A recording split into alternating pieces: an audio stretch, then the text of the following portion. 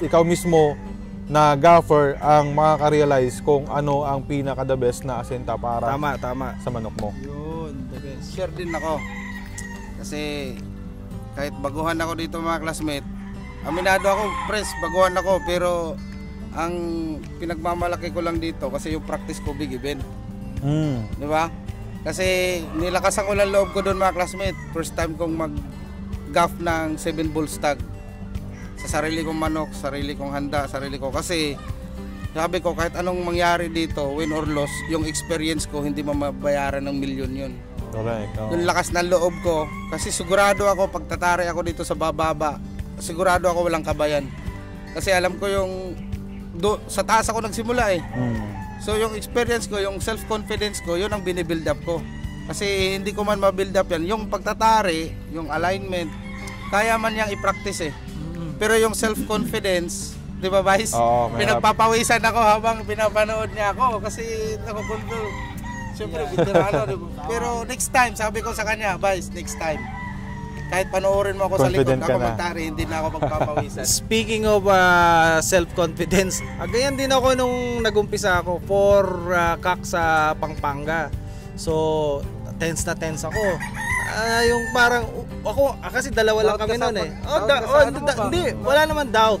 Pero yung alam mo sa mga tarian, ang daming nanonood, ang daming ano. Alam mo ginawa ko? Dahil di nila ako kilala dun sa Pampanga Coliseum eh. Ginawa ko ganito. Tindig matigas. Parang wala akong kilala. Yun talaga punta ako sa tarian, wala akong tinitignan. Kasi pag inuuna ka mga classmate ng takot mo at nahiya ka, doon magkakandalet-letsi yung pagtatari mo. Pero pagpasok mo pa lang na mataas ang self-confidence mo, parang labas parang galit ka na kumpiyansa, tumataas yung kumpiyansa mo. Alam mo nangyari doon, nag-champion ako doon, hindi naman solo, co-champion ako, kasi big event yun eh. Nag-champion ako doon. Pero itong natatawa talaga ako, akala nila professional gaffer ako dahil nakapantalon. Nakapantalon, nakasapatos, tapos pag nagtatali, akala mo. Pero first time ko pala yun na nagtari ako. Dahil yun ang isa na kailangan yung i-build up mga classmate. Tatandaan ninyo, yung self-confidence po. Kailangan pag nagtari tayo, tiwala tayo sa sarili natin. Wala kayong ibang pagkakatiwalaan mga classmate. Sarili lang ninyo. Ang kalaban lang ninyo dyan is sarili ninyo. Hindi yung kalaban ninyo na nakikita nyo. Ang mahirap kasi dyan yung mga amuyong yung nasa gilid-gilid eh. Yun ang nagiging problema eh. Dahil na-intimidate ka. Ang gawin mo kung pansinin, pag tinignan mo, ba't anong ginagawa mo rito? Nagtatari. Una, manok mo yan eh. Manok mo yan. Pusta mo yan. Wala po kayong ibang pag-aanuhan kundi sarili nyo. Ang kalaban po ninyo dyan sa pagtatari is sarili ninyo. Yun lang maya-add ko dyan.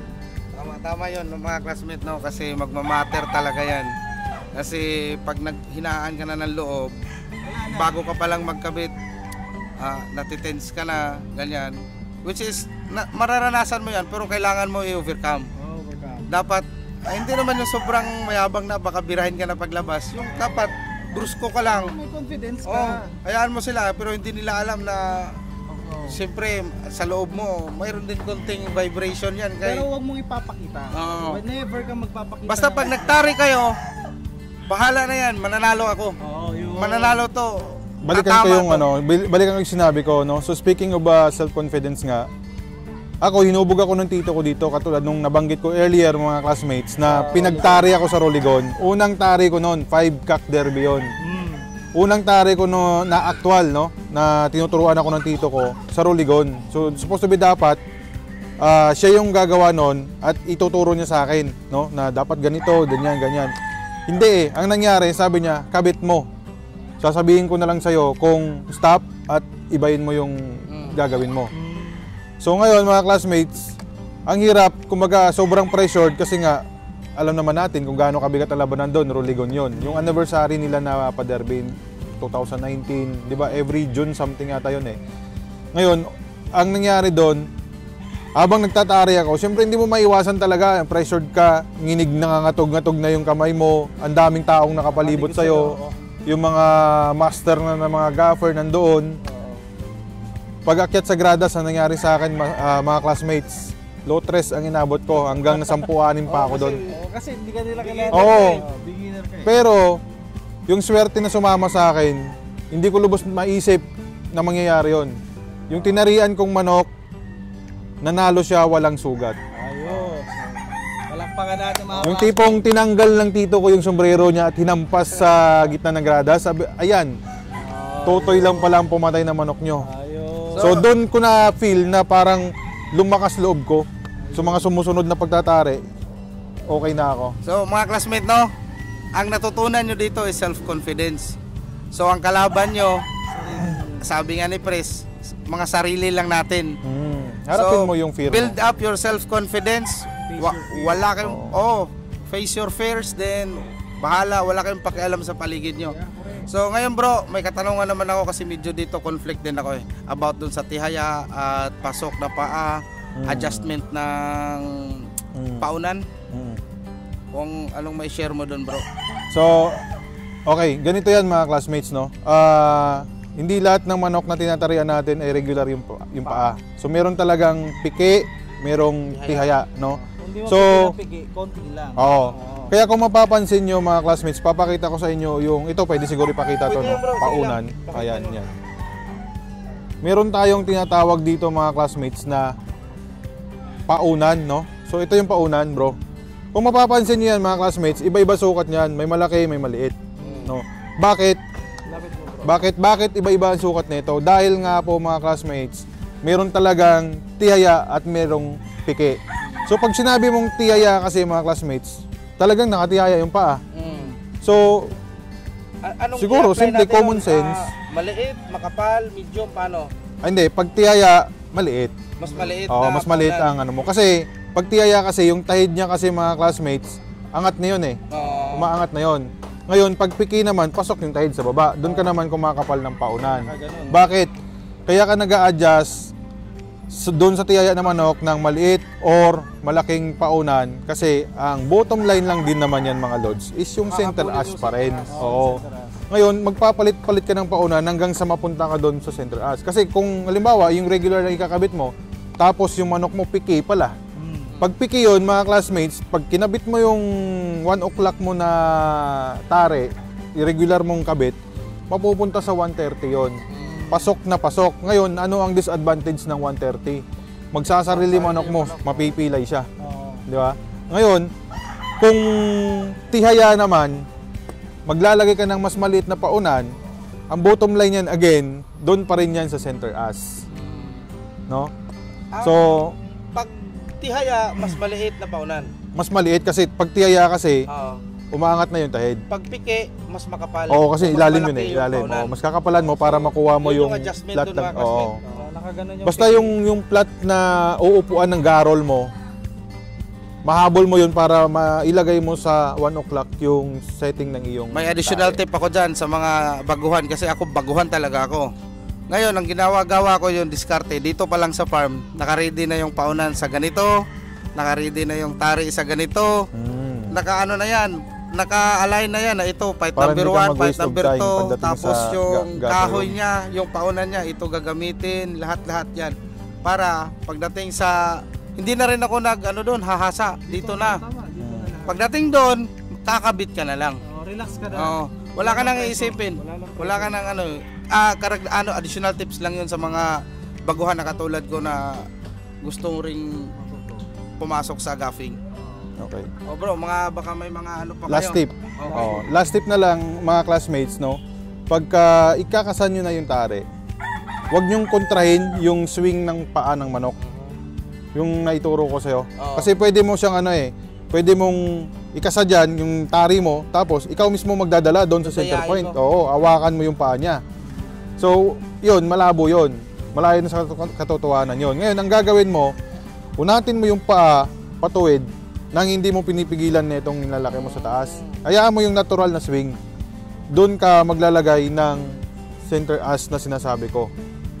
Kasi pwede mo siya kasing hawakan mo siyang gano'n, tapos magtatari ka, ikaw mismo, dadalhin mo talaga sa center as. Talagang center as talaga kasi Dapat pinoint mo eh. Parang ganito lang, Oo. diditbitin mo lang siya ng walang Oh, persa. walang persa, gano'n. Ganun Tsaka mo lang siya. ipatong yung tari mo para pumunta sa center as. Ang tawag Ayun, doon, pag nakuha mo na, tsaka milak at ibigbidan. ang tawag doon pag ginaganon mo yung tari, niloloko mo na yung sarili mo. Oo, kasi ikaw na mismo nagdadala dun sa Kaya na alignment na gusto mo eh. Alignment, gusto mo. Sa'yo, wala Oh, sa manok eh. sasabi mo, Wala. ito center as to. Dahil O ngayon, ikaw kung nag-a-adjust. pinilit mo siyang ilagay sa center as dahil hinawakan mo, ilagay mo center as o center as. Paglapag mo ng manok mo, yung takbo ng paa niya hindi naman ganun. Diba? ayun Dapat nga. doon ka sa natural na Yun nga, Doon ka yun sa nga natural na paloloko swing. sa sarili lang. Marami ako tao. nakikitang ganyan, hindi lang ako nagsasalita. Marami ako nakikitang ganyan. Minsan pa, pipihit talaga nilang ganyan, i-align sa tuhod. Ipipihit na ganyan, i-align sa... Yan naman kahit anong posisyon yan eh. Kung talagang ipipihit mo, ikaw mismo magdadala dun sa center as, papasok siya doon, papasok. Pero pag inayaan mo na, di ba? Kaya mo Yung lang, igaganon mo na, free movement. Ng yung paa. pag-asinta mo, center as pala, tapos yung free movement ng manok, pag ganyan mo, naging 12:30 lumabas na. O dahil dinala mo doon kanina sa ano. Dahil niloko mo yung sarili mo. Ganun yun, no? So, marami tayong natututunan mga classmate, no? Sa ito naman karagdagan sa akin kasi may mga hindi naman lahat ng gaffer sang-ayon sa mga pinagkukwento natin Yes, dito correct. ngayon. Oo. Pero Disclaimer lang, classmate na try ko din yan is para alignment. Pero ang suma total na lumalabas, mas trip ko yung sinabi ni Vice at ni Press. Kung magkamali man kayo sa center as at pumalo doon sa right pelvic, pag pumalo doon, okay pa rin yun. Basta nasa Wag loob lang siya. dito sa center as tapos pag ganon, Oo. papunta ho. Kasi ang tinatawag dyan, yung center as na sa gitna mismo, Huwag ka lang mag-left pin. Huwag ka lang Oo, lumabas wag ka lang doon mag-left pelvic. sa Oo. ano, wag sa din pelvic masyadong right. Kung sa tingin nyo, kasi tansyahan pa rin naman yan eh. Tansyahan pa rin yan. No? Kasi yan talaga ang reference na maganda. bone. Na sa tingin ko na talagang makatotohanan. Traditional yan eh. Dati pa yan eh. Yan talaga ang yan ang basihan eh. Kasi yan nga ang gitna eh. Kasi kung mag-i-spar alignment ka, pike yung manok mo. O paano mo yun i-spar alignment yun? Saan ka kukuha ng reference? Tama. Oo. 'Di ba? So sa center as pa rin. So sundin niyo mga classmates. Yung swing kung trip talaga nyo. ano pa. Kasi sa akin 100%. Yung sinabi niyo na advices 100% yun lang ang gagawin ko. Hindi ko na rin lilituhin yung sarili ko. Ngayon, Hindi na ako mag-experiment. along the way, Huwag mo rin lokohin yung sarili mo. Hindi na. along the way mga classmates, pag medyo nahasa na kayo sa pagtatari, na build up nyo na yung self-confidence nyo, nakuha nyo na yung basic na pag-a-align, doon na kayo magsimulang mag-adjust ng iba't ibang techniques. Kasi mga classmates, meron pang isang ibang arte no, ng pagtatari. Yung paglagay ko ng gaff na gano'n, dito with siya, di ba bro? Naka 12 o'clock. Pwede kong i-twist ng konti yun eh. Kung ito yung paa niya, hindi nakatuloy yung garol. I-twist ko ng ganyan ng konti. Pero, mapupoint pa rin siya sa center as. Pag tinignan mo sa gilid, spar alignment pa rin. Kumbaga parang yung blade niya lang, imbis na tuwid, magiging twisted. Twisted Para ang pag tawag bumaon yan, iba yung point of entry, pag hugot niyan, wasak. Parang So alam yung mo mga yan, mga advanced techniques na yon. Alam niyo, mga- Pag-aaralan sa Parang susunod alam na niyo ano. mga classmate nung araw, yung pag nag-i-slice si Voltis 5 ng Voltis Sword. Pagpasok niya ng ganon, iba na yung point of niya, yung paglabas ng Outro, yung palabas. outro ng kanyang yun mga classmate na tinatabi ni Bikes. Pag pumasok sa twisted, pag pinasok niya ng ganon, iba na yung pagpalabas. Ganon yung mangyayari dun sa tama nung manok. Parang ano yan, pero meron talagang blade mga classmates na nakadesign para dyan, which is yung Sarawak na Malaysian type. Yun pala yun. Twisted yon yung blade na yon. Hindi siya normal. Pag tiningnan mo gano'n, nakapilipit talaga siya. Parang ganun siya. Oo, pero pag tinayo mo yung garol mo, tingnan mo yung Parehas sipat lang. niya, 1 o'clock pa rin. Oo. Tapos Yung midpoint design pa rin lang siya. ng blade. Yung blade niya lang, medyo twisted talaga ng konti. So, yan naman, nakuha ko yan kay Ampi. Kay Ampi ba o? Pitari. Oo, tari sa Mandaluyong. Then, yung natural naman na talim or na design ng tare, gawin mo siyang parang Sarawak. Ang nagbigay sa akin ng tip niyan, ito na, mimiss ko na itong taong ito, si Kuya Jad Kauntay, no? Kuya, kung saan ka man ngayon, shout out at sana magkita pa ulit tayo. Yun yung nagbigay sa akin ng claret. Anong baka lang hiyang ka? Ako, yang talaga ako sa King Kilder kasi. Pero ngayon, meron akong ginagamit dito na Ito hindi ko pinopromote tong product na to ha. Ito yung Julia. Okay. So I have 3 types of Julia na nandito ngayon sa tari case ko. Yan yung Red Dragon, Silver Fox at Evolution, kasi yun yung pinakamahal. Sa'yo, Pres, anong bakal hiyang ka? Julia, tapos multi cut. Pwede rin yung mga Eclipse. Yan. Pero yung mga England made na. Eclipse na circular saw? Hindi. Yung flat blade. Okay.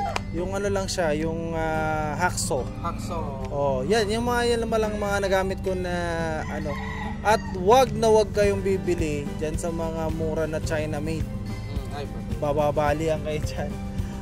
Kasi ito, ang masasabi ko dyan mga classmates, pag tinipid nyo yung tari nyo, Tama. isipin nyo na yung pusta nyo, hindi naman tansan. Diba? Magkano lang, ilang % lang ng taya mo yung presyo ng tari. Diba? Pag i-invest ka, 600, 500 na tari, okay naman yan, magaganda rin naman. Pero meron pa rin talaga mga maayos talaga, yung mga tinatawag nating high-speed steel. No? So yung mga high-speed steel kasi mga classmates, yung HSS, yan kasi, tested kasi yan na mag-cut ng solid bars, yung mga round bars na mga... na high speed High speed, oo.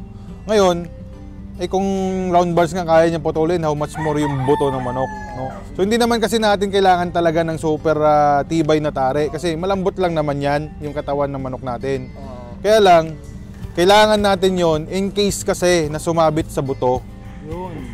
Mahuhugot, lalabas at makakaparalyze pa rin yung ating tare. Kasi kapag kayong ordinaryong blade, pumasok sa laman, sumabit dun sa loob, sa buto, hindi na mahugot. Kasi hindi maganda yung type of blades na yon. Imbis na ikakapanalo niya na, nagagantihan pa siya ng kalaban, natatalo pa. Yun, yung nangyari sa akin, yung gano'n din nangyari sa akin, pa solo champion dun sa isang big event.